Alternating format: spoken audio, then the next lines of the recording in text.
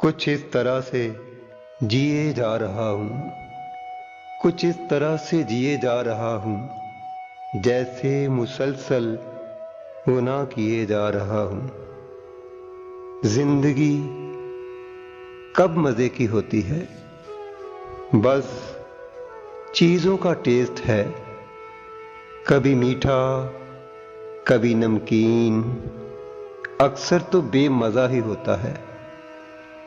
हम तो मजा चाहते हैं, लेकिन ज्यादा मजा अच्छा नहीं होता। जिंदगी तो मर मर के जीने का नाम है। इंसान कांटों से खेलता रहता है।